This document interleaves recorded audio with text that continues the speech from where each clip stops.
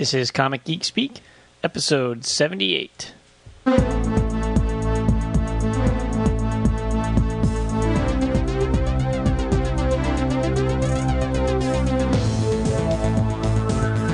Welcome to Comic Geek Speak.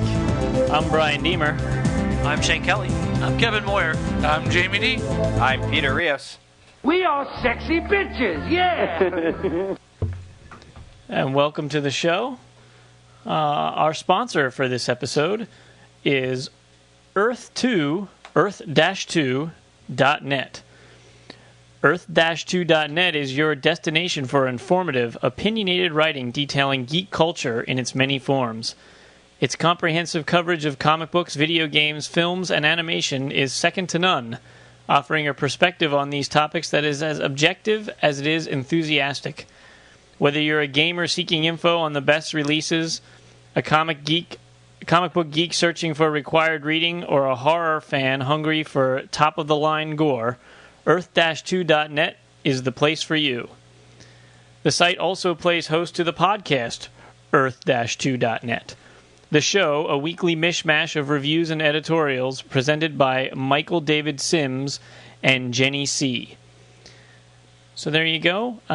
He's been a listener of ours for a while, and he wants to drive up some interest in his podcast, so check it out.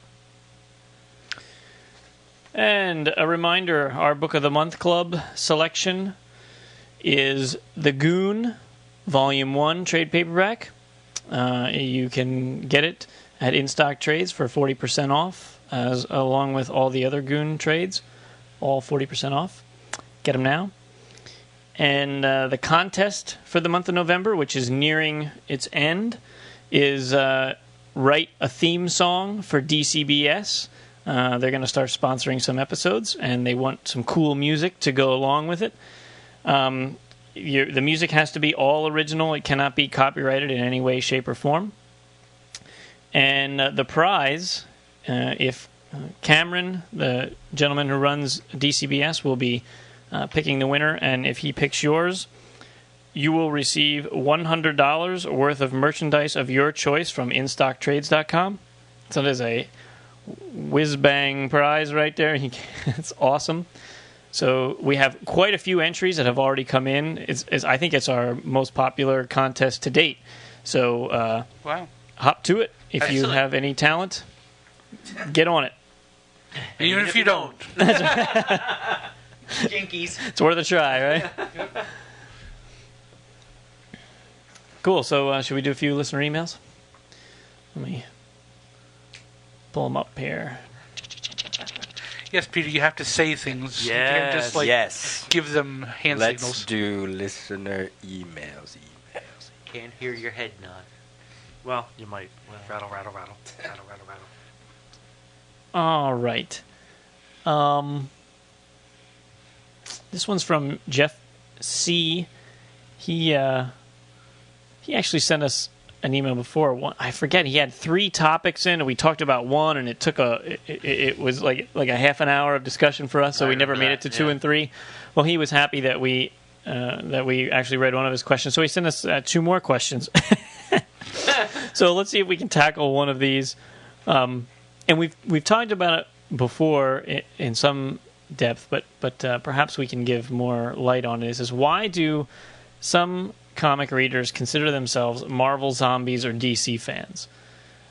Is it the traditionally different feel of the characters, iconic DC heroes versus Marvel's heroes with human flaws, marketing, or something else entirely? Maybe nostalgia over what got them reading comics in the first place. And I think the answer is simply that. Yeah, I agree. I mean, I think there's no other way to define it other than that's what you were exposed to and that's what you relate to, and you know that those characters mean something to you. So yeah, I mean, I guess like for me, I would consider myself a Marvel fan first, and I watched many more of the Spider-Man and His Amazing Friends cartoons than I ever did of the Justice League, I think, so that those characters were more prevalent for me. And then when I started reading books, even when I was just looking at the spinner rack at Walden Books, for whatever reason, the Marvel comics seemed more interesting to me than the DC ones did, and so I started buying those, and it only was 5 years ago when I started reading DC, other than Batman, because every kid knows who Batman is.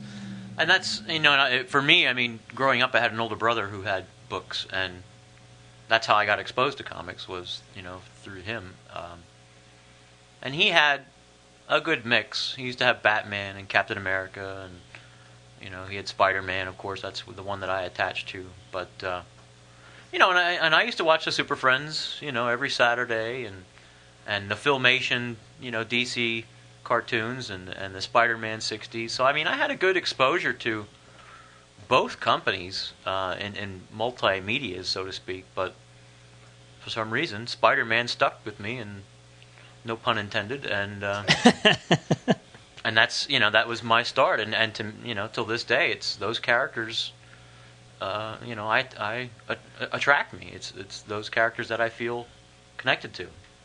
That's same thing, just the exact opposite. I watched a lot of the Super Friends cartoons and the Batman 60s TV show reruns. So I was a huge Batman fan, and that's what gravitated me towards DC was the Super Friends cartoon. No, for me, it was just a matter of the guys in the neighborhood. That's what they read. They read Marvel. And so when we were trading, and we did trade comics and all that kind of stuff, we were trading Marvel, and we'd sit down, we'd talk about Marvel. And it was just, I don't know, for me, it's just the characters always spoke to me as opposed to DC. And I tried some of the DC, and it just didn't have that same feel. Did you see a therapist after you started hearing them talk to you? Hey, everything talks to me. Come join the fight, Jimmy. But and I was exposed to the same things, that Shane, as far as the Super Friends cartoons and God, the Batman series. We used to have an old UHF channel that used to play Batman all the time, 2 episodes in the afternoon, and I was glued to that all the time. But that never transferred over into reading the comic. It was just, the Marvel books were there, and that was just started out Marvel and then went into DC once Byrne took over Superman.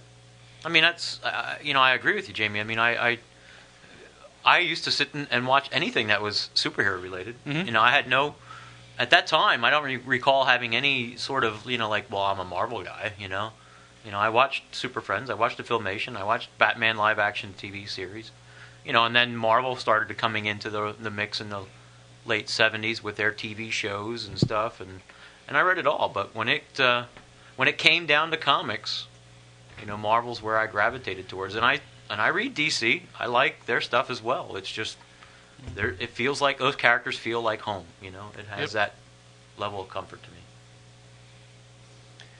Peter doesn't read comics. Yeah. Well, I mean, I agree with just everything you said. Nothing I'm going to say is going to add to it. He just doesn't have a soul. It's what you start with. Like he said, what you start with is what you'll always remember. Yeah, I agree. You always remember your first love. I wonder what it is that, a kid stands there. My right hand.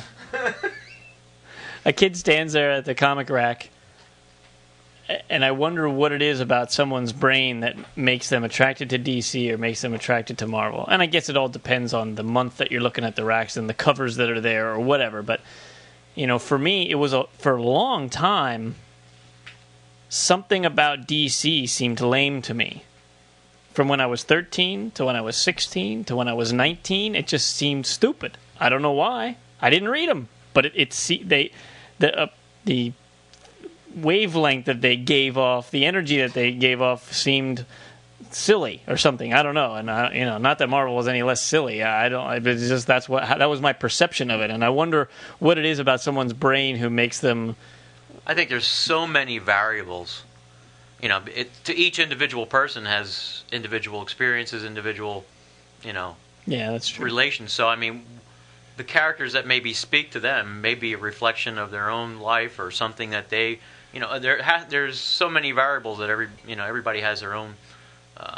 I'm sure there's similar ones, but I mean, I think that's part of the equation of the characters you equate to. I mean, it's all you try to generalize it, but I mean, DC for a period of time seemed to be more cleaner stories and more iconic characters and have a different type of storytelling in their books, whereas Marvel dealt more with the flawed hero and got more personal level with it. And, so I think that's partially why some people, kind of congregate towards, so there are all aspects to different reasons why each person, chooses what they choose inevitably, but it speaks to you some way, form, or another. So a lot of times I thought DC was more episodic, where you'd have like a story, boom, boom, done, on the next story. Whereas Marvel had the payoff that if you read 3 or 4 issues in a row, it would be a story that would build on. There may be a complete story there in one issue, but they still would build on the next story, build on the next story. So there was that payoff with, DC at the time I started reading it, and the ones I was reading, they'd all be like, one issue done, Superman moves the Earth, and then he moves it back, and everybody's happy, and then the next issue is something totally different. And I think that's another reason I really enjoyed the Marvel books. All right. Moving on to the Part 2. Next email. This one's from Marcin Walensky. And he says, "Hey guys, love the podcast. I started comics when I was 5 with Spider-Man. Puma was my first villain. And my first memory of comics is reading Punisher War Magazine, issue 1, while my mom was in the hospital giving birth to my brother. I got back into comics during college through trades, Invincible, She-Hulk, Authority, Why the Last Man, and it has become a serious addiction. I wanted to say the villains episode was great. I especially agree with Peter about the new Zoom. The character is a great look at the opposite villain concept. The letters by Pat Brousseau helped a lot, like the end of issue 223, where he gets between his former wife, Linda, and the Rogues. I've got 2 questions, one small, one big. The first is mostly for Shane, but for everyone. Super articulated action figures. During my summer door-to-door job, I found a 32-point articulated 6-inch Spider-Man, and I loved it. It could be put into any pose I could think of. I also bought the 3-foot edition for a friend. Do you guys like these figures? Why aren't there more? What brought them about? Who makes the most from them? The second question, which could be a whole show, comic book shops. How much capital does it take to start them? Sustain them? Do you have to include sports memorabilia to be successful? What kind of people go through with this business venture? Also, you could use this as an excuse to drag Kevin Smith onto the show. Thanks, guys. Keep uniting the comic book world. I know I'm on the reserves roster. On the super articulated action figures, I like the concept, but so far I don't like all of the execution. I think Marvel Legends started out very nice, but I think some of it's gotten a little ridiculous, especially when it comes to like some of the awkward neck joints that take away from the aesthetic look of the figure. DC's coming out with their own line in the beginning of 2006, so I'm interested to see if they improve upon what Toy Biz does with Marvel stuff. And I get some Toy Biz Marvel Legends. I get some of them, and they're great. I like them, but I think sometimes they put too much articulation that ends up taking away from the figure a lot of times. Yeah, I'll agree with that. I open all my toys, but I don't play with them. I stand them on my shelf so that they look neat. And sometimes they have so much articulation that they like start to sag, and it's hard to get it to hold a pose. You can get it into any pose, but having it stay into that pose. Yeah. For me personally, I just want a $7 plastic statue. That's what I want. I want them to come in a pose. I can't change the pose. Zero articulation. And I want it to be able to stand on its own so it doesn't fall over. I don't want to have to hook it up to some little crazy thing. I just want it to stand up so I can sit it on my shelf as if it was a statue. But I don't want to pay $195 for a statue. Now a good example is I just opened an Angel figure from the Sentinel series, and because of the plastic, to get all the articulation, the plastic on the legs is very soft, so one leg is bent inward, and there is no way, shape, or form you will ever get that sucker to stand on his own, which is fine for the way I have him, because I put him on that little crane thing that he came with, and I have him hanging from my drop ceiling right now. But if I wanted him to stand, there's no way to do it. It's just such a soft plastic that it doesn't do it. Now, that could be just this figure problem. I also wonder if some of the plastics that they had to use they had to use a less rigid plastic to get the cost for all the articulation. Like if there was a trade-off between that. I just know it happens every now and then, and you will never get that figure to stand. Well, is it more pricey because you have all those individual parts that you now have to create instead of a solid hand? You have fingers and the hand, like all that has to be connected, right? From what I know from talking to guys at Palisades, the more hinge joints that you put in, the more expensive it is because you have to cut each figure out, make a steel mold of it, and the more individual parts you have to do, the more expensive it gets. But yet they're cheaper than DC's. So Way how does cheaper. Like half price. Is that because of the quality of the material? I think think it's the distribution, it's right? distribution. It's the backing that you have. Like DC Direct is its own entity, Okay. a smaller audience, and like kids today are looking for more action, more articulation. Like the Star Wars figures, a lot of them have an action in them. I don't need it. I hate it. I hate spring-loaded arms popping up all over, but they have it, and that's to please kids because kids feel like they need to have something that does that. Gimmick. A gimmick. Yeah, good word. So DC Direct, you don't need that. It's for a collector's mentality. Hell, most people don't even take them out of the package. I have all mine out, but most people don't. So they don't need all of that. It's a smaller market. I mean, it makes sense. They're not sold in like Toys R Us or anything? No. Oh, They'll be no. Oh, I didn't online. know that. Toys R Us Okay. online carries them, but they're not in the stores. And the more you make of something, the cheaper it gets. So when you have a DC Direct figure that's not a big production run, it's going to be more expensive. So that's what Marvel Legends kind of gives that middle ground Yeah. where it has the articulation to please the kids, so it's something they can play with and don't get bored with, but it also is a nice sculpt, and they're doing really cool figures and cool characters, so the collectors are buying them as well. So, Speaking of which, did you see that one series is going to come with all the parts for the Quinjet? yeah. Yeah. I think it's 14, I think it is. Something like that. Because they just Oh, released yeah. 14, 15, and 16, the lineups, and one of them's Quinjet, and the other one, I forget what the other one was. One of them was just nothing big to build or anything. But there's two more series that they're going to have to build them, thing, and the one was the Avengers Quinjet. That's cool.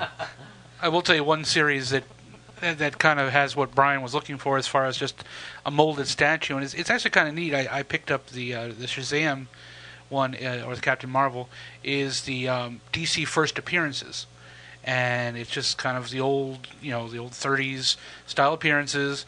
There's nothing to them. They're just a little statue. I have my Captain Marvel sitting out there with his copy of Wiz Comics #1 behind him. It has a base, and it's there. So there are those out there too that are just there as like a statue. That's if they move, it doesn't really bother me. It's just that I hate when they don't stand up. Well, Or if they at least don't come. Plastic is cheap, right? So to put a hole in the guy's foot and to give me a little plastic base that's just gray, no color, no shape, with Or a little clear. Well, yeah, or with a little spike on the bottom that fits up into the holes in his shoes so he can stand up. Why is that too much to ask? Palisades actually answered that question one time because with their first few Muppet series, they came with a stand, and as they got into more accessories and more paint applications that go in the figures, they actually had to cut them out just because of cost. It actually cost too much to put them in the packaging, which I was amazed at. Come on, it's like so a simple. 1 penny piece of plastic. Yeah. I don't get it. And we're not in the toy industry, so I'm not saying that Palisades is wrong. I'm just saying it just doesn't logically compute that to put a little 2-inch round circular disc of clear plastic with 1 or 2 stubs sticking out of Right. it. It seems like that's like pennies. And when you talk about positioning your figures, now you commented the other day, just privately, I think, how I position all my figures to be in a pose of some kind. And I can tell when the weather changes because all the hinges either get loose or get tight, and I got figures falling all over the place. Yeah. For like 3-4 weeks, I keep hearing crashes.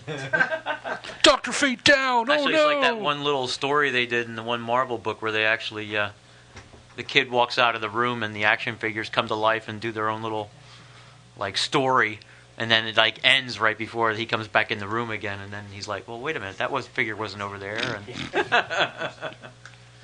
Remember your positions. Yeah, right now I think I have Nightcrawler down, Black Costume Spider-Man down, Flash down, Booster Gold Justice League figure keeps falling down. Well, what pissed me off is for my Star Wars figures. I wanted to have them on display, my 3 3/4 inch figures, so I had to go online. There's one company that does nothing but makes little plastic stands to hold Star Wars figures, and the little stubs, they come in 2 thicknesses, one for the old ones and one for the new ones. And actionstands.com or something like that it's called. And so I had to buy these things, and they're like 50 cents each. Now I waited, and they had a sale, so it was half off. So they're like $0.25 a pop, but still, like 25 cents for a little piece of plastic. Like, now, come on. You know, stuff comes with plastic parts that you break off that you throw away, you know, for packaging purposes. And so you can't tell me that that's expensive to make those, especially when it's like one size fits all, make 10 billion of them, and they probably cost them approximately half a cent each, you know, and I'm paying 25 cents. I wish I could get that thread that we had on the Palisades board discussing this, but that was two phases ago, so that one's dead and gone by now. I mean, I guess, you know, if you're gonna load up your figure with accessories and you don't want to raise the cost, yeah. But I guess, like, if you had a standard size, like if each figure had, you know, a nub, and that nub was a certain thickness, and the stand was a certain size, and again, they could make them, you know, 10,000 of them, and then just throw one in each package. How expensive could it be? 1 penny? 2 pennies? I mean, it can't be much, right? And every now and then, when they would have a series that didn't have a lot of accessories for one reason or another, or didn't have complicated paint applications, they would throw them back in. So it was a thing that came and gone, which to a certain extent made it even more aggravating, because then you had some with and some without. Yeah, I don't know. Or at least to me, sell them in a kit. Here's 500 stands for $20. There you go. You're good for the rest of your life. It just doesn't. You know, like I said, it just doesn't make sense to me that why you couldn't. Like you said, if you take that into consideration when you're engineering each individual figure, allowing for this to work on the stand, then it's not that big of a deal. Drill a hole in the guy's foot. So how hard is it? So you make 1 million of these stands because you're doing such big quantity, right? Because you know they're going to keep using, because you're going to keep making more figures. So it's like the cost has to be like next to nothing, right? I think it comes down to a conscious decision about what you set your budget at, and what you feel your figure needs, and what's most important to put in with that figure, which, you know, is part of the industry. Oh, yeah. You know, talking to Mike, he told us that, you know, when we were there, that the accessories we put in with them and such, you know, are thought out, and we have a budget to hit on that figure. So there's certain things. But well, I want stands. goddammit. Brian has spoken. That's right. Brian's rant of the day: stands. So, have them. His next question about, I have no idea how much money it takes to open a comic book shop. That one I've actually looked into Way a little more bit. than I have. $87. If you're just doing something as simple as mail order with no overhead of a store or something, it's relatively cheap to get started in Diamond's distribution list to get comics from them. I think it was when I looked at it was a minimum of $500 a month, and you're ordering 3 months ahead. Okay, that's not too bad. Between the 5 of us in this room, we could probably come up with that. But it's if you actually want to make a lot of money on it, if you want to put in production, you want to have a store. Once you get into stores, then you're talking big overhead. Well, you mean you got just going in, depending where your store is. I mean, if you're going to get into a mall or a strip mall or something, the rent alone is just, you know, astronomical for a monthly fee. So you got to cover that overhead, and then you got to have employees, and, you know, paying for electric, and you know. So I mean, there's a lot to consider alone outside of just getting your product into the store. If you had it in like an old mom and pop store on the bottom floor of a tall house or something, then it might not be as bad, because you're buying the whole house to live in up. You know, if you're living in upstairs or renting it, whatever, that might not be as bad. But to do like where we go to Golden Eagle, I can't even imagine what the rent is there. Yeah, and diversity is a must. Well, that's what I was going to say. Absolutely a must.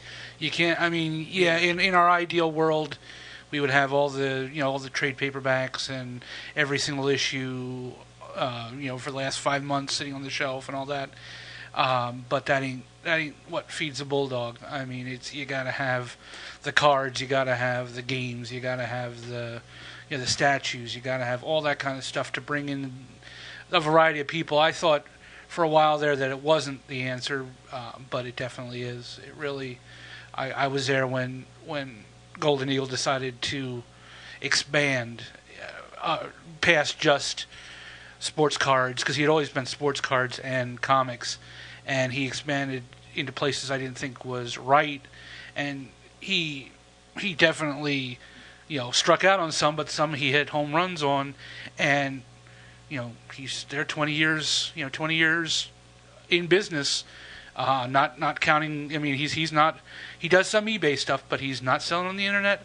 He is selling just to the local people. We've seen at least 5 shops in the area come and go during the boom, and the reason they are gone is because they did not diversify like he did. Well, and bad locations too. Well, and personnel, but we won't go into those things. Some of it's environment, because whereas Lem here really succeeds with like the sports stuff and like that, Midtown doesn't, I don't think, have anything to do with like. Well, see, now they've gotten so big, right? Where that's what I was going to say. I said you have to diversify until you have such a tremendous audience, such as Midtown, where you can say, we don't want no freaking Topps baseball cards in here. Get them out of here. Or comic books, baby. But to me, if Lem was in the middle of New York City, he would definitely be able to, because he would have the audience that. Well, what he would do is he'd have 2 stores right next to each other. One that has just comics and one that has just sports crap. Or one floor of comics, one floor of nothing but sports. Yeah, that way the comic people don't have to look at all the stupid basketball cards. I hate that. There's a store in Brian's new ranch. There's a store out in Harrisburg, small one. I can't remember the name of it. Very nice store, very well organized, very, very nice atmosphere. And I think it can only be succeeding because there is nothing else around there like that. The closest thing is Reading, and that's an hour away. So there you go. Take out a loan for $500,000, and you too can be the proud owner of a comic book store. For how long is up to you. That's right. So should we go into our topic? Slightly. We're going to do... Wait, which topic were we talking about? The top 5? Whichever one. Yeah, do top 5 start? Yeah, okay. Top 5 headquarters. Dun, dun, dun. I'm not going Well, first. all quarters have George Washington's head on them, so I don't know how many we can talk about. I'll go first. I was excited for this topic. No particular order here. I picked G.I. Joe's The Pit. 5 subfloors of basement reinforced with the whole Real American Hero team in there. I loved it. I fell in love with that thing. Is that from the comics and from the cartoon? comics? Nope, not the cartoon, just the comics. That's why it wasn't familiar. I actually, when I was in high school, I had an architecture course, and I actually designed a house to be 3 sub-levels down based on my love of the pit, where all you saw from the top level was the 2-car garage, and everything else was below. So that's geekiness of me. Batman's Batcave. I don't need to explain that one. JLA Satellite. I thought the Satellite was pretty cool. I even like it a little bit better than the Watchtower, just because I guess it was more of a... To me, it was in more of a well-rounded, hardy age of the Justice League, whereas this one's just the Big 7. Shield Helicarrier. Great design. Really freaking killing my list here. really love the helicarrier idea, and Cobra had it in G.I. Joe too, so that didn't hurt either. That's a helicarrier there. Oh, come on. And my last one's Superman's Fortress of Solitude, the Silver Age one with the big key, like we talked about. I love it. Key. Love the key. Me. Love That's the your key. list. Shut up. So that's my top 5 key. headquarters. You go next. All right. Punk. Oh, number 1, the Watchtower. Yeah, but I picked the Satellite. It's a satellite, so it's 2 I different did things. the Satellite, not the Watchtower. See, because if you're on the moon, how cool is that? I mean, talk about having a base. No one else can bother you there. And yet they did. It just got blown up. Well, all right. Blowed up real good. I have the Baxter Building, because where else can you have every gadget known to man, plus entryways into Negative Zone and other universes and all kinds of stuff? I mean, you can't get... There's basically an endless possibility of things that can happen or places you can go from inside the Baxter Building. So while it may be obvious, it's too cool to resist. I also put the Helicarrier just because... it's a gigantic flying warship thing. It harkens back to the spaceship Argo, and every picture that I've ever seen drawn of it just looks way cool. So Constantly in the air, constantly moving around. yeah, it's awesome. Can be anywhere.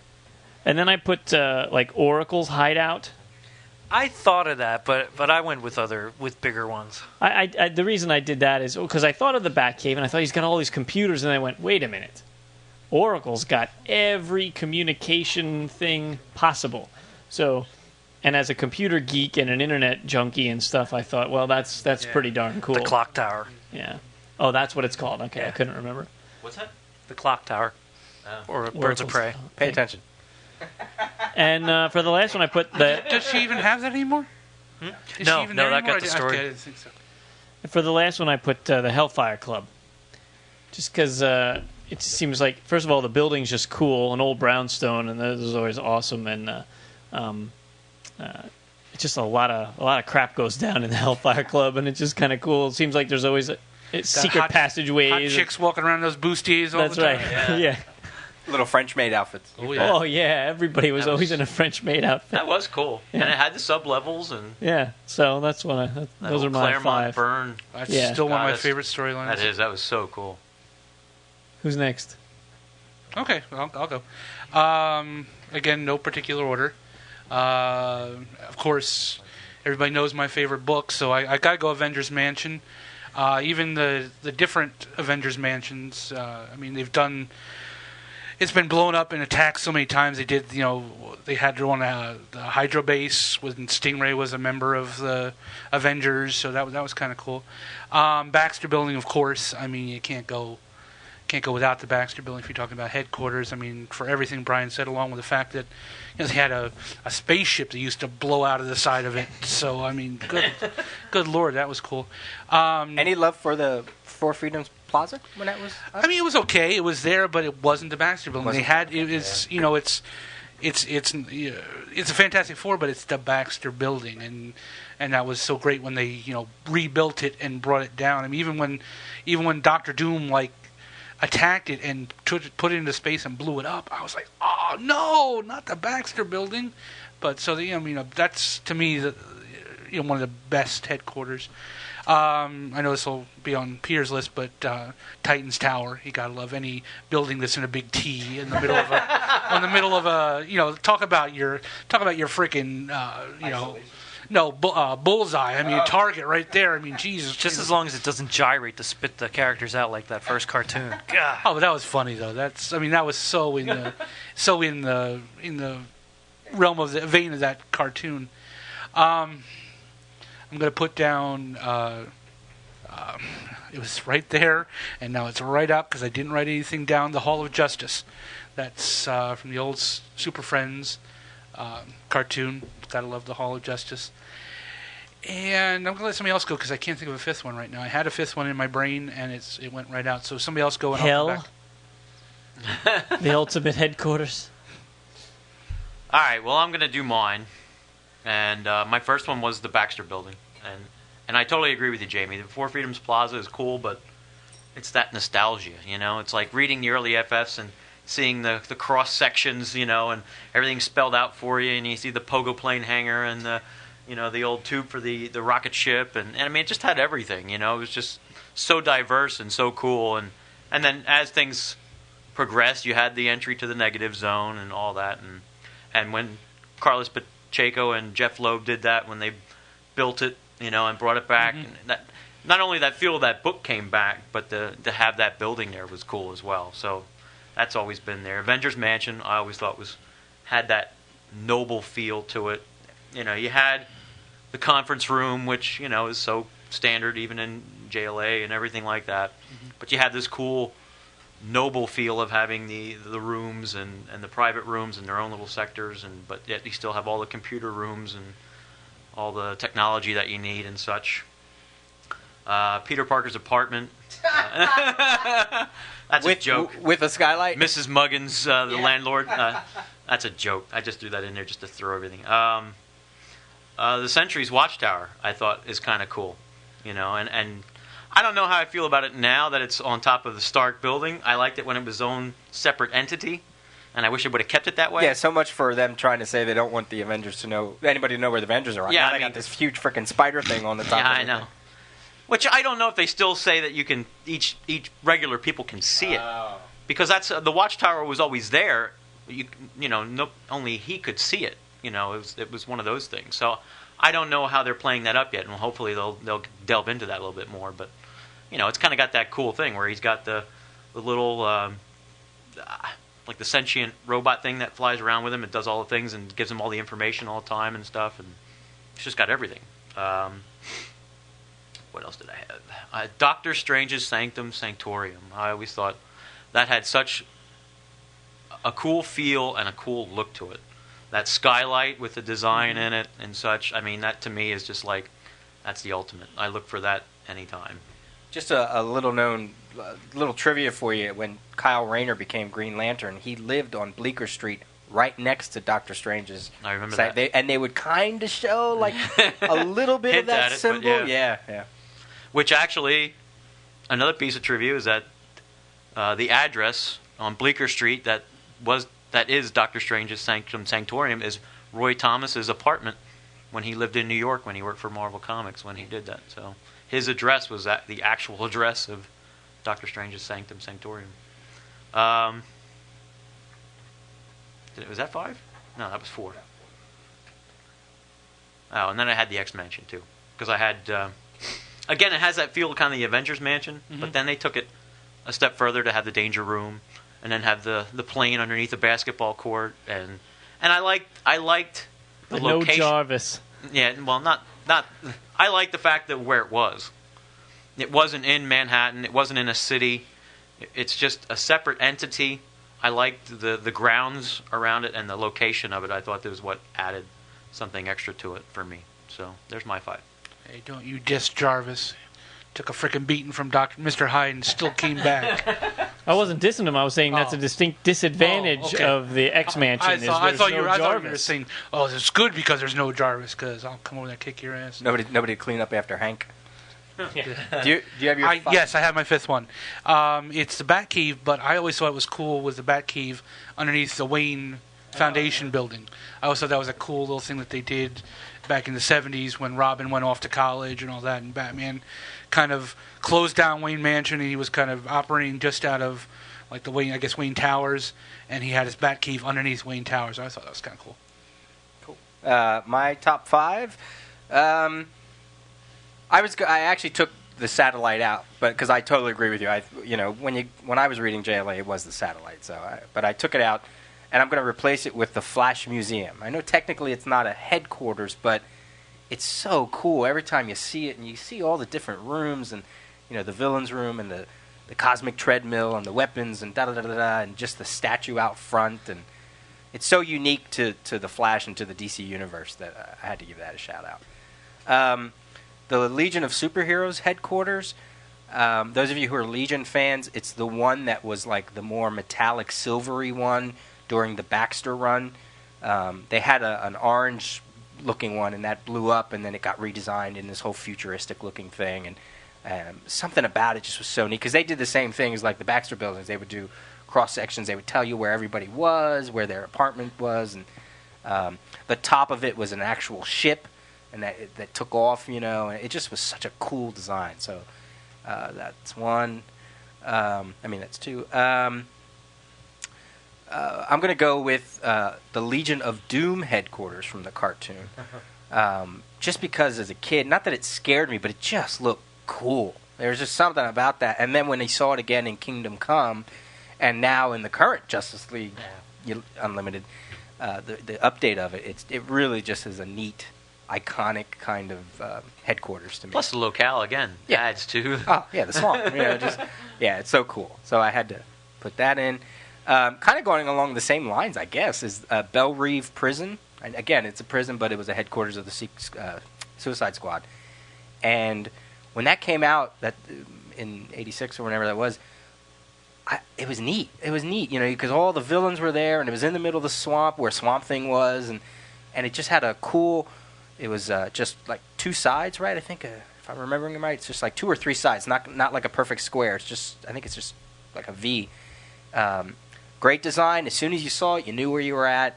So that's one on there. And of course, my number one, like Jamie said, is Titan's Tower. I mean, that's a given.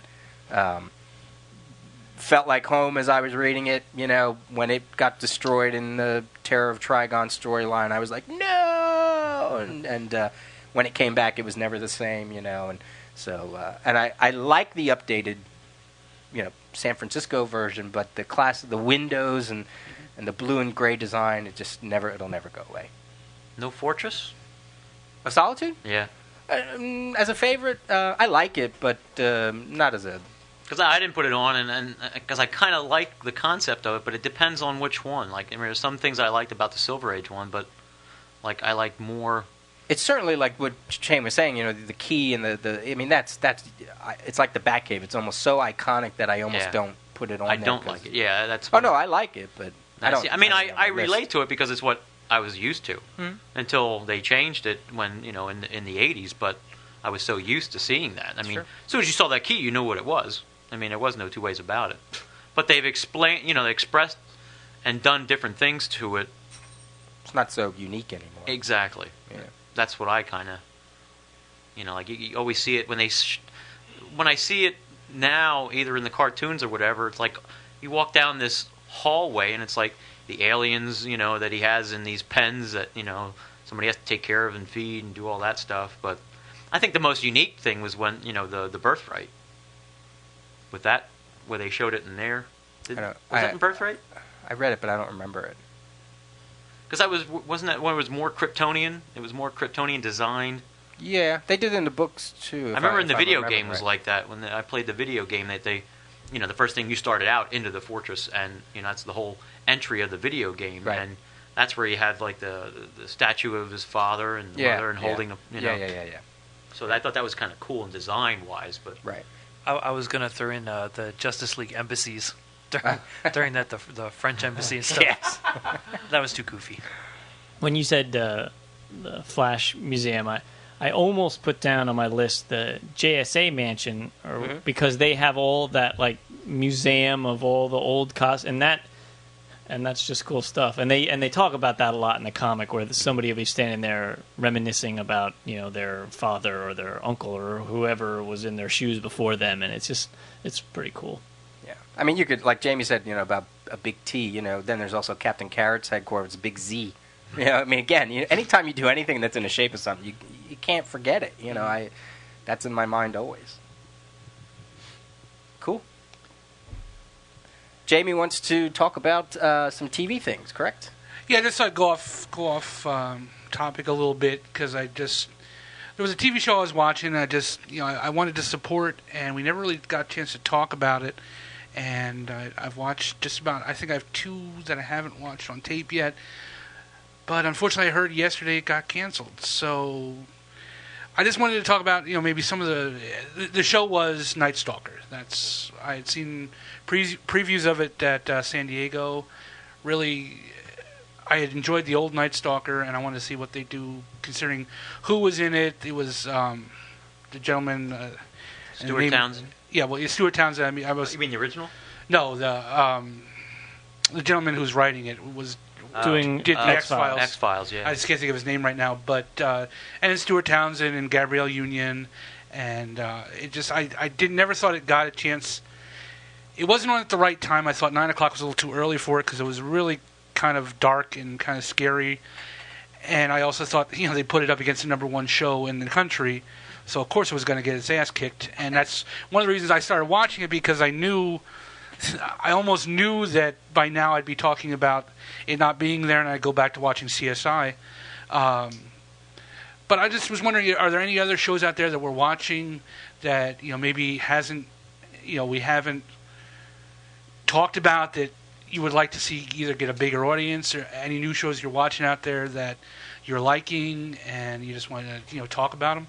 Well, before I answer that, the one thing I wanted to say is, if you have never checked out the original Night Stalker TV show back from the early 70s with Darren McGavin as Carl Kolchak, those were some of the most original and eerie, creepy, moody, wonderfully written stories. I loved that show. We used to stay up and watch it on the the ABC late night, like 11:30 at night. They would show. They made like 2 or 3 movies, and then it was a series, and each show was about some sort of legend or monster or something like that, and they were just so well done. It was a shame to see that it didn't pick and continue up. That I guess because maybe the time slot and the theme of it at that time maybe didn't work, and I was kind of apprehensive to try the new one out because of that, because I'm thinking like they'll never capture that genie in a bottle again. But I did. I brought myself to watch 2 or 3 episodes of it, and I kind of liked it. And after you told me today that it's canceled, I didn't know that. I was kind of disappointed. But and the entire series of the original is available on DVD. If it's not out yet, it's coming out very soon because I saw that it was advertised. Yeah, I think they kind of brought it out to coincide with the... Right. Oh, cool. I have to get that then. Because I have the VHS tapes. I bought them at a comic show. Some guy had all of them on it's VHS one tapes. set, the entire series. Those are great. So was it 2 seasons of that show, I think? It was 1 or 2, yeah. And like I said, they used to do specials too. Like the first, the pilot was a 2-hour movie, and then they did the first show was a 2-hour show, and then they did the series, and then I think they did a third movie. Then it was a 2-hour thing. I don't remember how many episodes there were in total, but I'm trying to think what we watched now. Invasion has been pretty good. My favorite show right now. I mean, Lost was last year, but that's kind of slow this season for me. It's finally starting to pick up. Yeah. And I'm still with it. I'm not giving up on it. Oh yeah, 100%. But my favorite show this season is Grey's Anatomy on Sunday nights on ABC. I'm not watching that. I think that is one of the best written shows. It has the same quality of writing and character development that Lost did last season. Prison Break's kicking ass. Yeah, for me, I'm actually enjoying My Name is Earl. Oh, that's funny too. Yeah. I mean, Jason Jason Lee is... That's really actually pretty good. Yeah. Yeah, Oh yeah. it's funny. Because I thought for sure the way... I thought that was going to fly. Yeah, It the looks way to they me like hyped a it little- and stuff like that, I thought for sure it wasn't going to go anywhere. It's very, very Coen Brothers-ish. I mean, if you know what I mean, Yeah. by like Raising Arizona and that kind of, I won't say it's not frenetic. That's not the word, but just the camera movements and the storylines are very much along that line. If you like Jason Lee, Jamie Presley is in it, and she is hilarious. I never thought she was that funny. She is freaking hilarious. The guy who plays the black guy is Crab- so funny. Crabman. Oh my god. He's the guy from the what was it, Office Depot or the Home Depot commercials. Oh yeah, Where with the he- crazy yeah, hair, we got, like, with the big afro. big afro. And his brother is the big heavyset guy who's been in like he was a big heavyset guy from Mallrats. He was Mallrats, staring at the yeah. sign and remember Mallrats. remember the Titans? He was in that too. I He don't was remember he that. was the one football player, but he's hilarious. It's just a show that if you're not watching, NBC just had like last Saturday. I had nothing to do and I was sitting watching TV, and they had like a marathon from like 9 to 11, like 4 episodes back to back, and I sat there and did nothing but laugh. So that's a new one. I'm hoping people pick up on. It seems to be pretty critically acclaimed. And Invasion after Lost, that's been really good for anybody like sci-fi, conspiracy theory type shows. And a little comic trivia for Grey's Anatomy: the main character Meredith Grey is played by Ellen Pompeo, who played Karen Page in the Daredevil movie. So it's that same chick. She's the main character. In the Daredevil Director's Cut movie, right? Because she wasn't in... Was she in the original? She was Yeah, in she there, Oh, okay. yeah. Okay. Yeah, she was in there. Did she have more in the Director's Cut? Is that why? Well, there was, because there was extra scenes from The Office that she Okay. had. But yeah, in the actual original theatrical release, She's in there? she's in there. But she only probably has like 2 lines. Which was a shame. But Yeah, I should watch that Grey's Anatomy because I really like Sandra Oh. I liked her. she's great. Every some of the stuff character is she's done. strong. I mean, George and Alex and every character. It's about resident interns. So it's not your typical hospital show. It has that feel of it, but they're surgeons, they're surgeon intern residents, and 3 of them are living together. The main character's mother was a well-renowned and respected neurosurgeon from the medical field, and she now has Alzheimer's and doesn't remember even her daughter. So she has to deal with that. But every character is equally addressed and utilized, and they all have different facets. They're totally different personalities. One of the main doctors, Dr. Shepard, is played by Patrick Dempsey from the old 80 movies and stuff. So I just think it's so well done. There's some really touching stories they do, but there's humor in it. There's drama. It's just it's a great show to watch. It's not dumb. It's smart. It's got everything. I just think it's so well done. I'm kind of disappointed in myself that I haven't watched that because I am a huge Patrick Dempsey fan. He is one of my favorite actors from the 80s forward. He was in a lot of movies that I just love. Can't Buy Me Love. They Can't Buy Me Love. He was in that one where he was a pizza delivery boy and Carrie Fisher was in it. He would romance Kirstie Alley was in it. He would romance them because they felt neglected by their husbands, and he never really had sex or anything. He would just treat them right. I mean, I'm sure he did have sex with some of them, but they don't show that. But for like the main characters that are in it, he just kind of romances them and dances with them and whatever they want to do that's fun. It's a fun movie. Yeah, I know what you're talking about. I don't know the title of it, but I know what you're talking about. But he's good in it too. I'm so glad to see him in this show because he's cool. He plays a good part. He was in and I can't find it anywhere, a TV movie version of 20,000 Leagues Under the Sea, and I wish I could see it rerun somewhere, and it's been quite a few years I haven't seen that. On the opposite side of the coin, I've been such a huge Alias fan since the day it came out, and I watched that show religiously from the first pilot episode, and this season I've actually dropped it. I no longer watch it. Wow. That's saying something. I watched... Tasha's hanging in there, but she's not impressed. I watched the first 3 or 4 episodes, and I'm like, this sucks. And especially because I read some behind-the-scenes stuff with Jennifer Garner now having the child that she wants to get out of her contract. She doesn't want to do the show anymore, which she was contracted, I think, till 2007 or 2008. But now that she has a child, they're introducing this new female young girl, and they got rid of Weiss, which I loved Weiss. I I haven't watched it yet. And they brought in this, so it's like they've changed things. Like they changed things. They got to a point where they kind of lost. J.J. Abrams even said they kind of lost the goal and intent of the show, and they kind of roped that back in last season. I was like, cool, I can dig this. And now this season, it's just I'm just very disappointed. And you can see that with her being pregnant, it's like the character Sydney Bristow isn't the real character Sydney Bristow that we're used to seeing. And knowing that she's trying to get out of the show. And knowing that it's all Ben Affleck's fault, that prick. Him and his big jackass ruined 2 things in my life now. Dick. But I mean, it doesn't have anything for her. There's no magic in it for me anymore. She doesn't do hardly any of the stuff that she used to do in the show because she couldn't because of being pregnant, so she can't do a lot of the action sequences. I mean, there's still drama there and stuff, and it's not terrible, but I'm not into it anymore. I'm not enthused to watch an episode of it.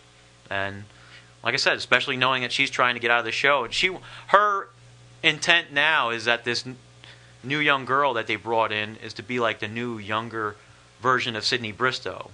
So she's hoping that this girl becomes popular with the audience so she can back out of the show and raise her child, and thinking that the show Alias will still stay running with this new girl taking her place. And I'm kind of like, so Forget it. Forget about it. All right. Because the listeners have demanded it, we're each going to just take a couple minutes and talk about comic or several issues that we've read recently that we're really enjoying, because we often neglect stuff that is on the shelf right now. And there's been quite a few requests on the forum for us to talk about what we're reading, so that's what we're going to do.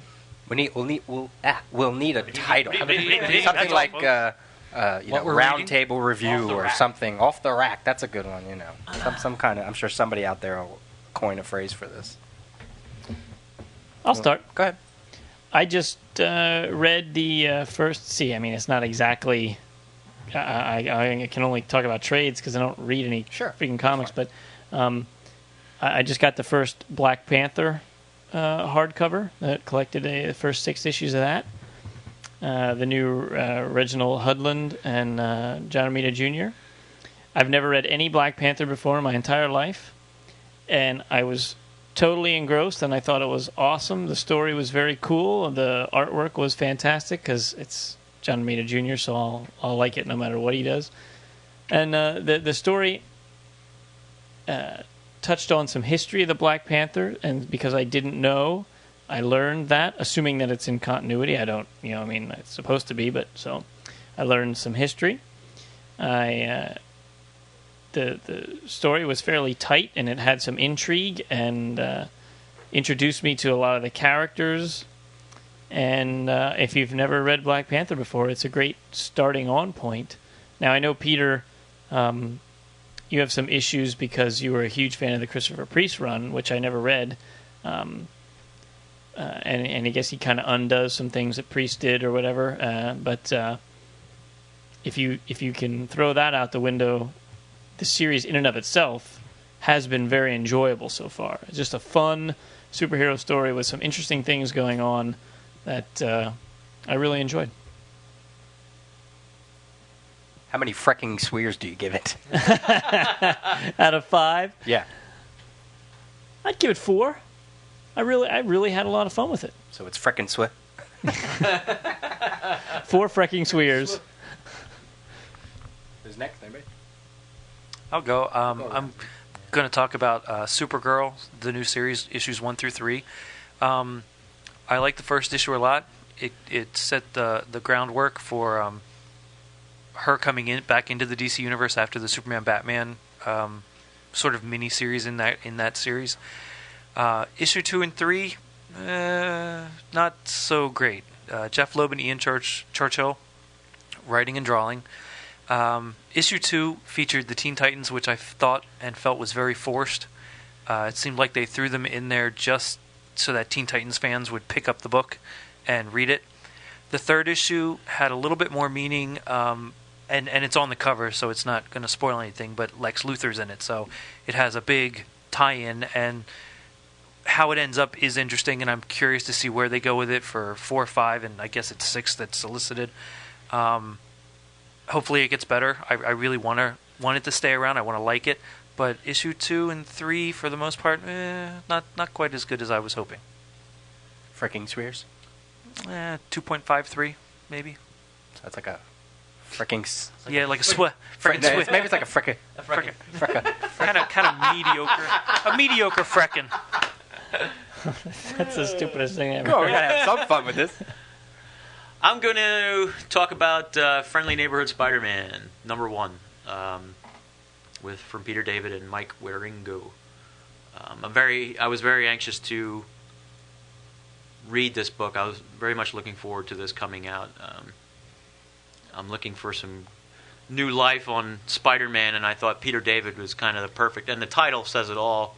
I think you're going to get all the aspects of Spider-Man. You're going to get to the fun back into him again, but we're still having some good stories. He introduced a new villain called Tracer in the first one, which, according to what I'm reading on the forums and such, that people are kind of digging, that he's kind of original and kind of interesting, which, as I've said for a while now, that I think that's what Spider books are lacking. J. Michael Straczynski, everything that he's drummed up since his run is... His villains are just blah. They seem almost like one-dimensional. I mean, it's not even... they're not interesting. There's nothing really interesting about them. So it's neat to see that he's putting some life back into it. I feel there's a lot of energy and fun and excitement and adventure, which is what Spider-Man is. Mike Wieringo's art is just beautiful stuff. I think I enjoy him more on this than I did on his FF run, which I know a lot of people loved that. I didn't really care that much for him on that book. I didn't think it was bad. It's just that I would have never picked him to do that book. But on Spider-Man, he fits, and I really think it's a nice fit between him and Peter David. And also, this was the start of the other crossover, which I was sort of... reserved to find out that was part of the launch of this title. I was which is why I'm not talking about 2 or anything else, because I want to focus on Peter David and his book. I don't want to focus on the crossover. But since it is part of the crossover, I was intrigued by what he wrote in this issue. So it kind of gave me a little less apprehension towards this crossover. When I read the whole thing and find out what it's all about and what it does, my initial reaction is to be very reserved. But after reading this issue, it also gave me a little more hope for something positive to be of this crossover. But so that's just a facet of it. But all in all, I think this is going to be a good Spider title once this crossover's over, and I'd say check it out. Yeah, I read. Oh, go ahead. Sorry. Freckin' Swears, I'd give it at least a 4 out of 5. I've read the first 3.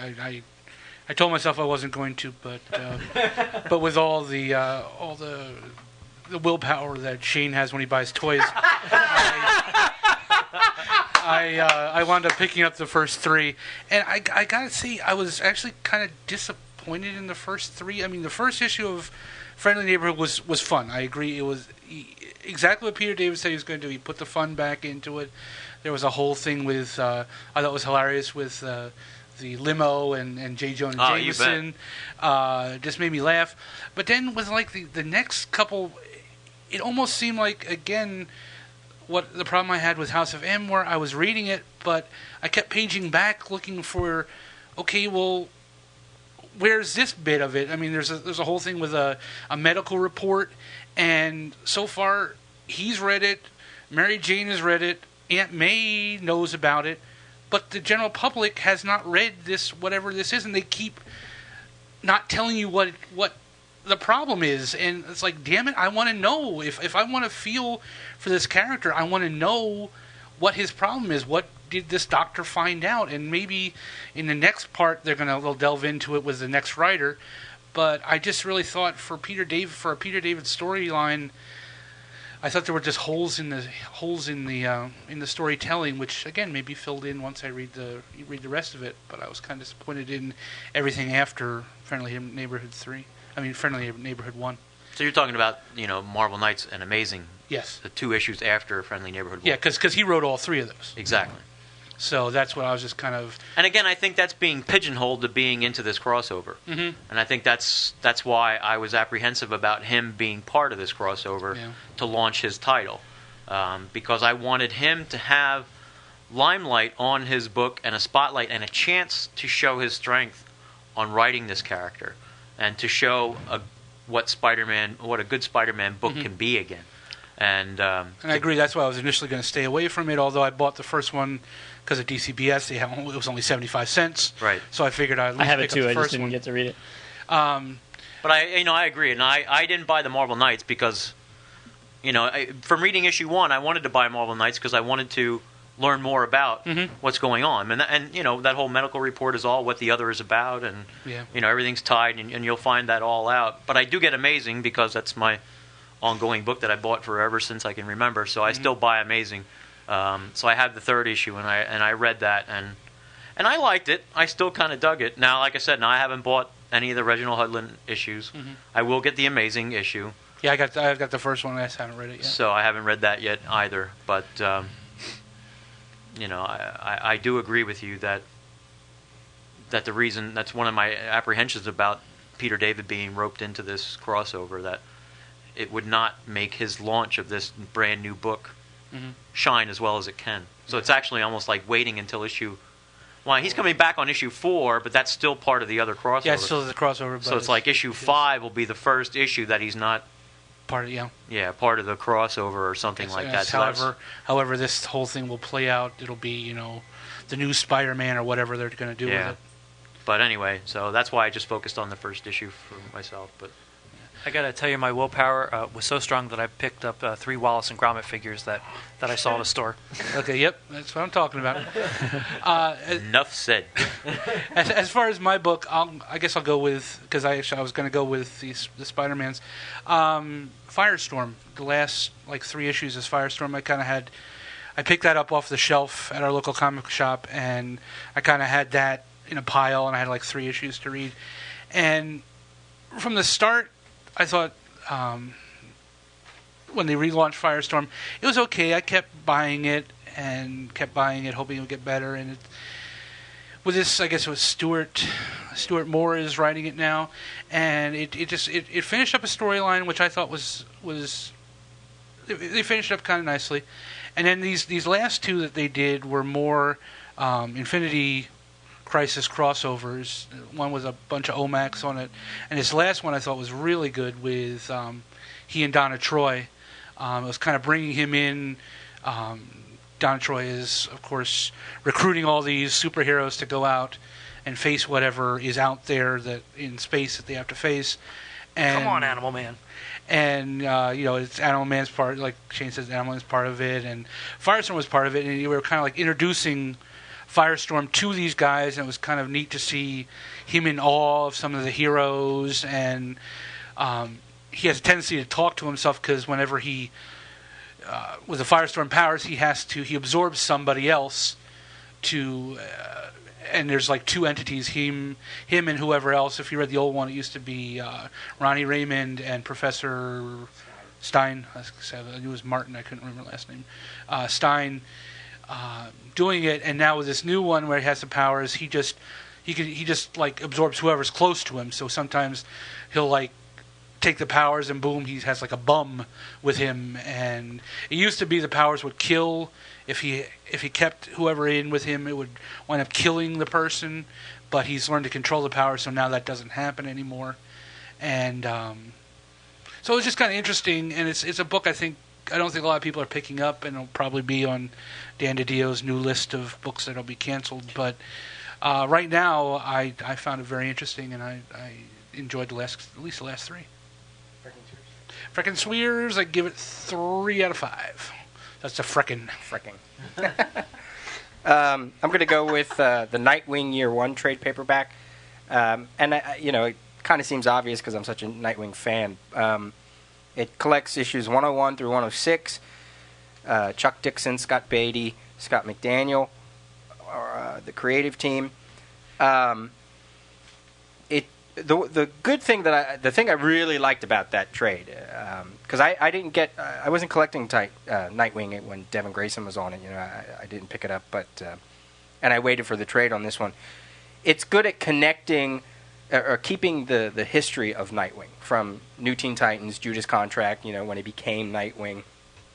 So I love that. I've always liked McDaniel's art on Nightwing.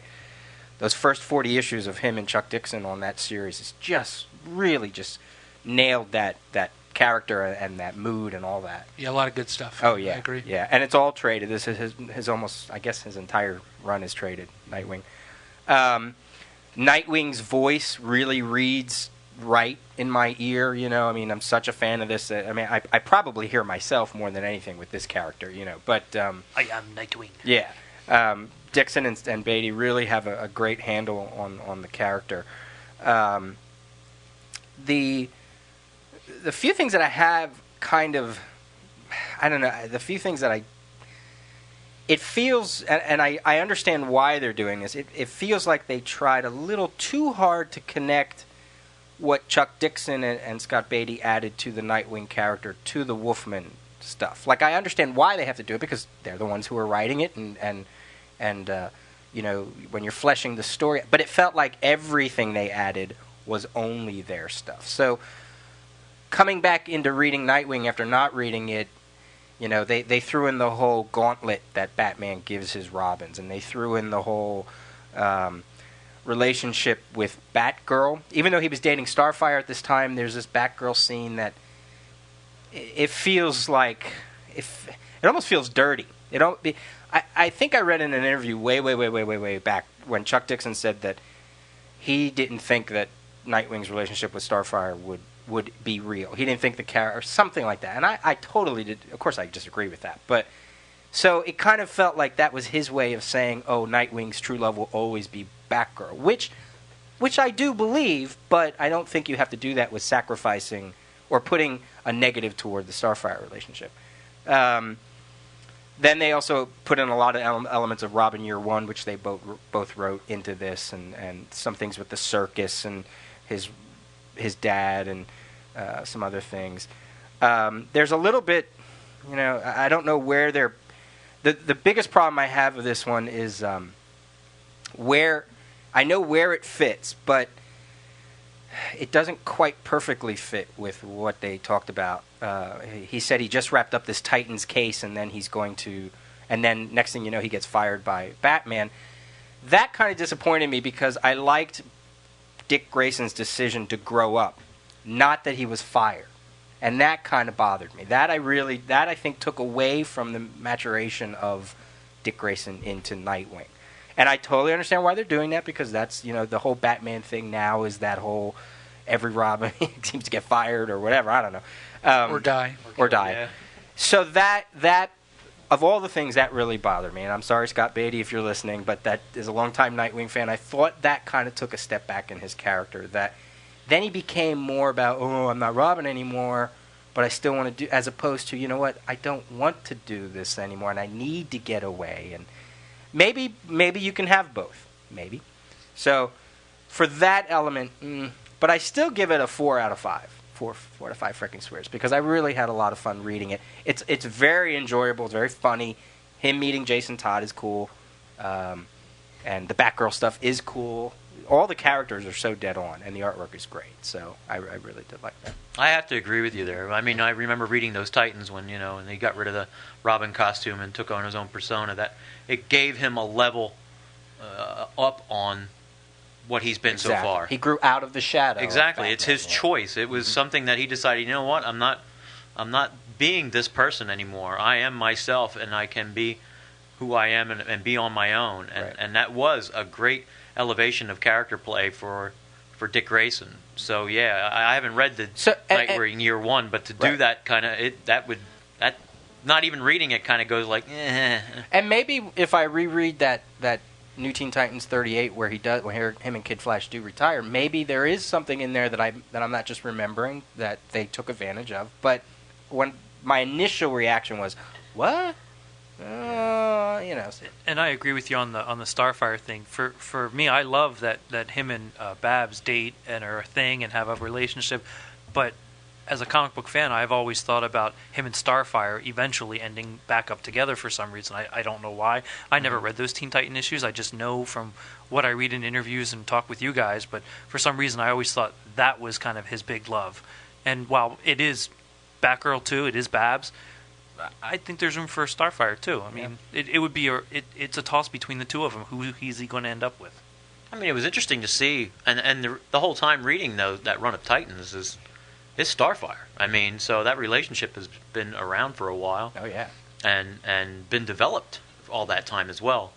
And it's kind of interesting because, she is an alien. She's a super powered, so it's something different. It's a different polarity for him, and that's why he grew out of Batman, because Exactly. she's so emotionally, expressive. Right. That he was able to. Because she was always fighting with him on that. Sure. Because he was trapped in that, brooding kind of thing. So she was kind of a light in his life, and that was something that really added to it. So it seemed kind of natural in a way that he would be with her, because that's truly he wants to be. And not that Batgirl's a brooding character either, but it kind of would be reminiscent of that. So I think he would be more apprehensive to be involved with her in some way. I mean, in one facet. I'm not saying totally, but I think it was just kind of an interesting approach that when you think of Nightwing, you think of finding a love interest, the first thing that wouldn't pop into your head wouldn't have been Starfire. But Marv wrote it so well that to develop those characters of who they are, it did fit. It fit Dick Grayson very well. When I got a little glimpse of that with writing Starfire back into Teen Titans, bringing her into the Outsiders a little bit, and especially on Infinite Crisis when he and her say goodbye briefly. Even if it's not forever, it's just a little bit of like, yeah, that's still there. They still got something, and if circumstances change, who knows?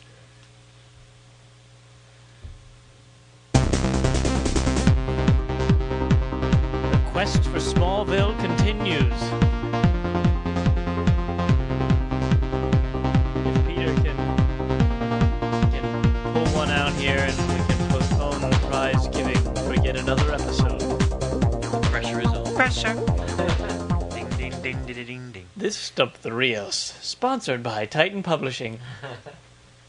What the hell are you doing? I'm not. I have touching that Danny good luck Brunell's charm. fricking swear token with me. It says good luck on the other side. So. All right. Question 1. What Legionnaire was from the planet Dryad? Block. Oh. No Legion questions, people. They're too easy. That's right in his freaking weird wheelhouse. Bring it on, baby. I don't need to. I can relax. Question 2. What former Avenger's wife has appeared in an adult film?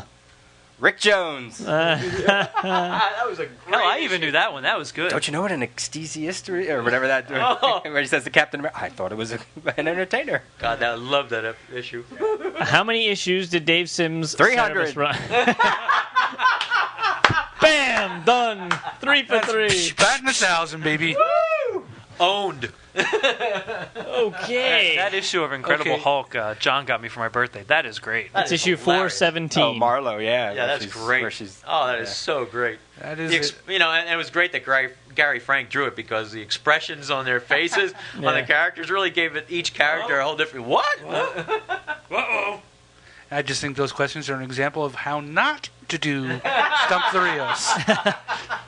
So Think, no people. Legion questions. We yeah, can I mean, come up the with Dave them. Sim one was such. It was, Yeah, it was that's so touted big. all over, you know. So, but you know what? And also, hey, I'm keeping this baby with me. Thank you, Danny Brunel. After I'm now, rubbing it on your head yeah. like that, you can keep it. So Again. the 3 small. Oh, go ahead. You're gonna. No, go ahead. Oh, I was gonna say the 3 Smallville companions, season 1, 2, and 3 are still out Still there. remain here. DC, Marvel, and a independent question about comics, and just label it Stump the Rios, maybe Smallville Prize or something, so we know. Make sure to use it. And as soon as somebody does stump me, the other questions we will use, but they're no longer viable for the next prize. We'll announce the next prize later, and we'll have to get a whole new circle of questions. So. All right, let's do a call me. Sure. We're going to call Tyler Hilton. Peter's still doing the happy dance. On the line. That's the area code. I love Block. 651. In the Legion of Superheroes, I love Block.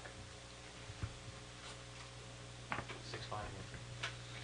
Call me. We're looking to call see where me we're calling. Anytime, call me.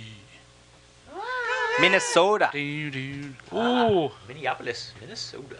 went to Minnesota, eh? And yes, I have. Sure, it's cold there. We don't A understand. friend of mine has family out there. You do all talk like that. So. Minnesota. Minnesota. I was told that they don't all talk like that.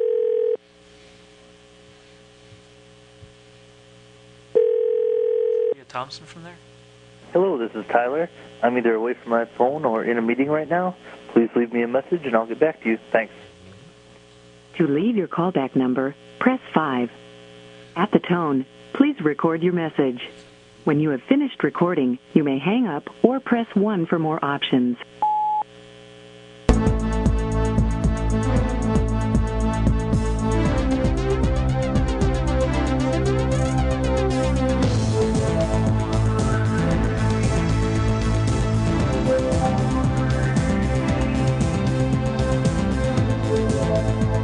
Bye, Tyler. All right. No, why waste time on people who aren't there yet? That's right. You blew it. Should we call another one? Yeah, we got time. All right. Oh, let me find the next one here. All right, this one's in. We're looking for Eric Garrison, and he's 925 area code. Ooh. 6875309.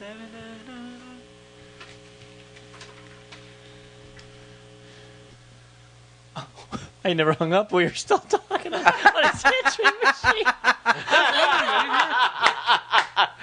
Oh, that's Excellent. great. Yeah, well. We're calling California. Okay. All right. That's funny. He's gonna hear all that. What part? What part did it say? No, it's just his California. California. Sacramento. California, here we come.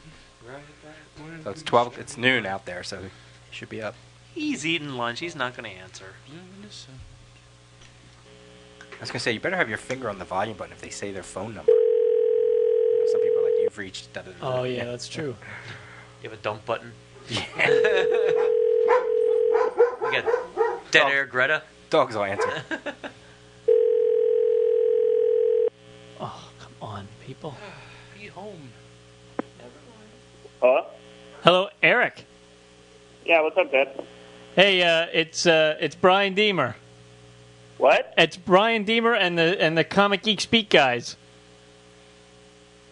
Sorry. Hey, what's up? What the heck's going on over there, man? What? Don't. I was doing dishes. Throws you off every time, right? Pretty much. What's up, guys? And what's going on with you? Oh, Saturday morning, just doing the dishes. Got to fix the garbage disposal. Oh, that's fun. Did you watch any Saturday morning cartoons? Unfortunately, no. I just finished off the rest of the Batman trilogy, though, last night. Watching all the special features. But, Cool. Any good stuff on there? pretty good. I had to watch the commentary on Batman Forever and Robin just for the hell of it. Well, this is the part where we sucked more than the last part. Was it just them saying, we're sorry, we're sorry, we're sorry? Pretty much. It's like he didn't want to admit that it was his fault. He said basically that after the second movie, the studio wanted more of an advertising movie geared towards toys, and that he was giving in to the studio. It's a very politically correct commentary. See, so there you go. You never know. There's more to it than what you think. Pretty much. He's still the worst director ever. Well, I would say that. Full responsibility, but he wanted to make a comic booky movie. So. Yeah, he's done some good movies. No, so. I know. Hey, what's your favorite comic headquarters? Superhero, supervillain team, villain, individual, whatever. I guess my favorite hero would be Batman. Woohoo! The Batcave? Yeah, pretty much Batcave as well. I'm a pretty much Bat fanatic. Got a couple Batman statues around the house. Nothing too geeky, though. It's in very good arrangement. It's tasteful is what you're saying. And what'd you pick up this Wednesday? I got last Wednesday. I actually used the discount comic book service. Sure. So I'm waiting for the Absolute Watchmen and all. Cool. Hello? What? You know, the All-Star Superman? Oh, yeah, okay. Yeah, your phone cut out for a second. It's a crappy phone. Well, why are you giving us a crappy phone? Plus, are you still doing the dishes? Is that the water interfering with? Oh, the dishes are off. All right. Now it's just a crappy phone trying to get as much info as possible. Trying to help you out. Cool, Eric. Yeah. Huh? I said, cool. So, thanks for letting us talk to you for a few minutes. Yeah, definitely. So what are you guys talking about this week? We talked about, our big discussion was our top 5 favorite headquarters. Nice. So it's the Fortress of Solitude? Oh, that was on somebody's list. That was on somebody's list, yeah. Yep. Definitely cool. Cool. On your show, I definitely pay attention to the Infant Texas episode that's once a month. Great. Cool. Yeah, my girlfriend from the couch, but that's okay. Can we say hello to her? She's sleeping? Wake her up. Yeah, they want to talk to you. Yeah. It's a podcast. And get their phone and they call you. Who are these assholes? Hello? Hello. Hi. Do you read any comic books? Only the ones he's made me read. And which ones are those? And Batman, what was the other one he made me read? Dark Knight Returns, and... I'm trying to get you to read Sandman. Oh, those Frank Miller ones, you know. And, he's trying to get me to read Sandman next. That's good. My wife's reading Sandman right now. She loves it. Oh, it's supposed to be like a chick comic or something, according to him. They're like, girls like it. That's true, they do. So who are we talking to? What's your name? Huh? What's your name? Who are we talking to? Oh, this is Rachel. Rachel, okay. Thanks for joining us on the show, Rachel. Yes, you're on the air right problem. now. You want to talk to him again? Yeah. Sure. All right. All right, thanks. Gosh, Cool. What are you doing for thanks, guys? I'll be listening to the podcast next week. Excellent. You're on. You should be on. This should be Wednesday or Thursday next week, yeah. Yep. Work. Cool. Cool. All right. Cool. We'll Okay, talk thanks, to you guys. later. See ya. See ya. Bye-bye. Bye. Cutting in and out. Yeah, there. Get at a the end. phone. But Yeah. I would like order, but That was fun. I loved when he put her right on. That was great. yeah, get on the phone with these guys. Nothing like putting you right on the spot. Yeah. Hey, why not? And Sandman is not a chick book. It's No, but it has some good I can elements. see why they For whatever appreciate it, reasons, females Enjoy it. appreciate and Gravitate enjoy towards the it. book. So. Yeah, it's a good book. All right. Oh, we should do a voicemail too. Here, I have to download one here. So vamp for a few minutes here. We're going to start, not this episode, but we're going to do what we did with DC's events. We're actually going to do the same thing with Marvel's events. And I'm trying to decide: do we start with Contest of Champions or do we start with Secret Wars? Well, I mean, Contest of Champions was the first whole Marvel Universe event. I mean, everybody was in that. So I mean, I think it would be foolish not to do that. I mean, because Secret Wars, I think we need to save for like a book of the month, probably down the road. Probably be a good idea to do that, especially now that they just released the trade again. So, Right. But yeah, I would start with Contest of Champions. Well, Cool. and you had a list that you passed around. Mm-hmm. A lot of that was, to me, was just X-Men stuff. Yeah. And I kind of would stay away from that because it really doesn't involve a lot of anybody else. If it didn't cross over into like another one, I tried to stay away. Like Mutant Massacre, that one definitely because that was Thor and all those other ones. Right. So, has anyone read Contest of Champions? No, I did. You read it? Yeah, No, I read it when it came out. Yeah, It's one I've always wanted to get, just never got around to it. it's cool. I mean, I really enjoyed it. Is it Grandmaster coming up? Yeah, it was two of the Marvel, cosmic entities, and it was just like a big game. And if you read it, it was like they divided heroes. They picked heroes and put them into teams, and they had objectives. They had to capture these parts of a sphere. So, like, they would send a team. One guy would send his team to this area, and the other guy would send his team there, and they would have to battle or try to get to that object first and capture it. And whoever got the majority of the pieces won the contest. But there's a flaw. I did hear. Well, we'll talk about it. I think we'll talk about it a little bit more because I did. So maybe anybody you can that wants to read that, I was going to check say, up on it. pass it around. Yeah. Keep your eyes open. Yeah. But I think we should talk about it. There's stuff to talk about there. It's relevant. Well, he popped back up in the JLA Avengers crossover. Yeah. Yeah. Okay, here's a voicemail. Hey guys, this is Tyler Hilton calling with the Geek of the Day. We just talked The about topic for my Geek of the Day is my worst moment as a comic book fan. For this one, you're going to have to cast your memory back to the early 90s and a little crossover between Image and Valiant, which was called Deathmate. Now, Deathmate itself isn't my worst moment, though. Probably is in the top 15 or so. When Deathmate came out, or I guess I should say when it was supposed to come out, they had the Deathmate Tour, where the creators from Valiant and Image traveled around to local comic book shops for signings. And my local comic shop was lucky enough to get a bunch of the Valiant creators and Jim Lee and Rob Liefeld. I'm sure you remember that at this time, both those guys were basically like rock stars. They were huge. I remember being so nervous to meet them. I was like 13 at the time, and my buddy's mom dropped us off at the store. And we had a bunch of copies of Wildcats and Youngblood and Brigade and whatever else signed by the guys. And then we hung out in the shop for a bit. So when the prearranged time came for my buddy's mom to pick us up, we walked around the back of the shop towards the parking lot, and let me just pause here for a moment and just remember when you were 13 years old how embarrassed you were by your parents and by pretty much all adults in general were pretty embarrassing. So we started around the corner, and we saw my buddy's mom, and she was saying, "Oh, these kids today and their comic books, I just don't know. They spend so much money, and have you seen what the girls are wearing, and it's so violent." And then we rounded the rest of the corner, and we saw who she was talking to, and it was Jim Lee. Now, basically to this day, I still have no idea how she got into a conversation with Jim Lee. She obviously had no idea who he was. I don't know how it all got started, but we were so mortified. I'm pretty sure we didn't say a word on the entire drive home. So I just wanted to share the little story with you guys, and maybe you guys can use that as a springboard to talk about what your worst moments as comic book fans are. All right, guys, keep up the good work, and thanks for all the shows. Talk to you later. Bye. What these girls are wearing today. He's showing the skimpiest ones of all. You bet.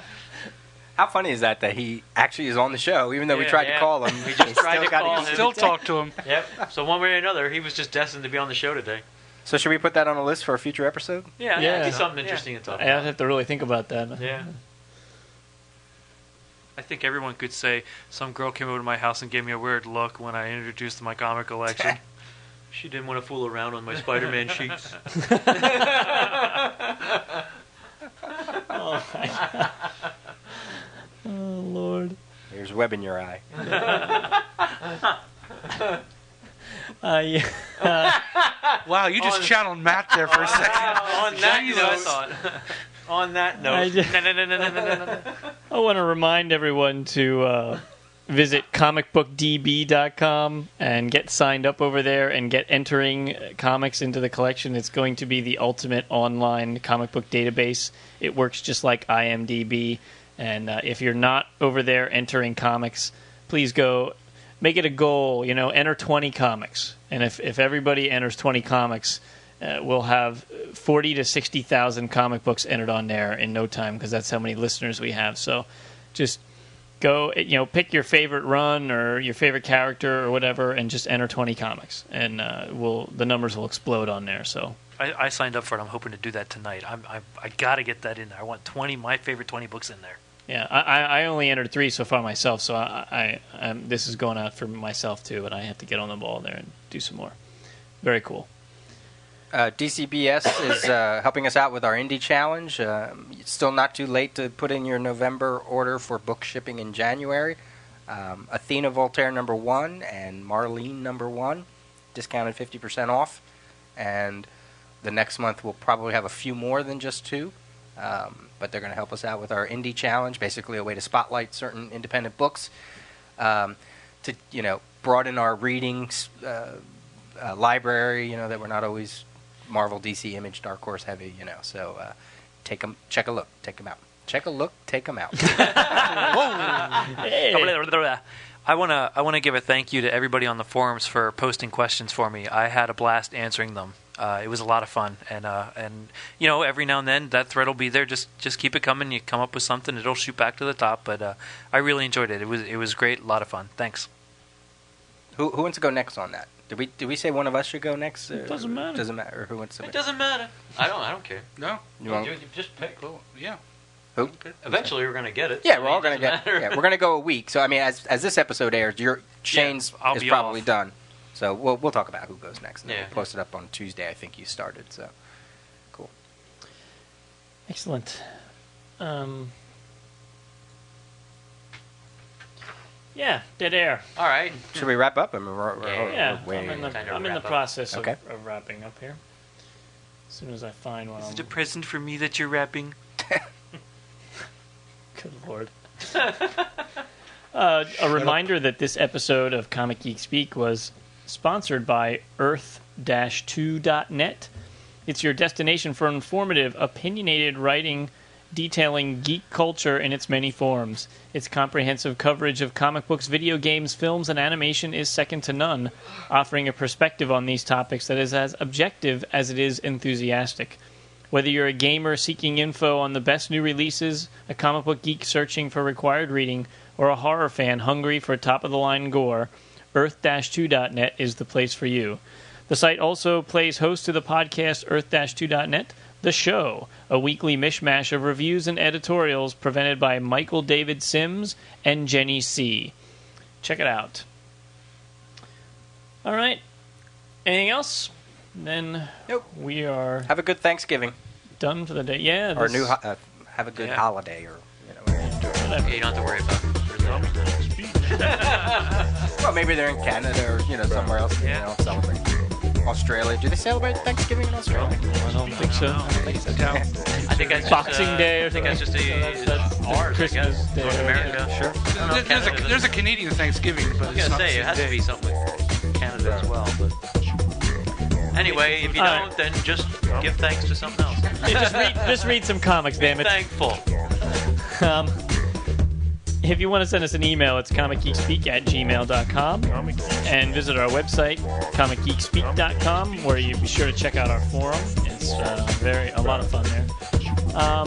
thanks to Bob at GameCircuit.net for hosting all the files, and a thanks to UpAllNightGaming.com for hosting the website. Please vote for us at Podcast Alley, and we're brought to you in conjunction with WorldFamousComics.com, your spot on the internet for the best comic book and entertainment-related columns, contests, features, reviews, news, resources, and more. And as always, we are uniting the world's mightiest heroes, one listener at a time.